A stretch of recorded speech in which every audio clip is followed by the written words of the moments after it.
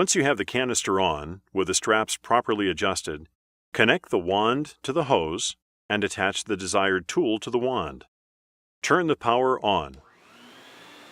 Stand straight and vacuum with a handle grip parallel to the ground using only one hand. The exhaust air is designed to blow away from the operator in the back.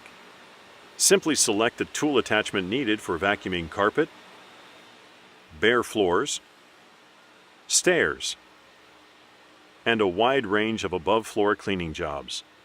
A long 48-foot power cord lets the user vacuum a large area from a single outlet. When you're finished, remove the canister by loosening the straps and sliding off one shoulder strap, then carefully lowering the unit to the floor. Do not drop the unit onto the floor. The power cord can also be neatly wrapped for storage.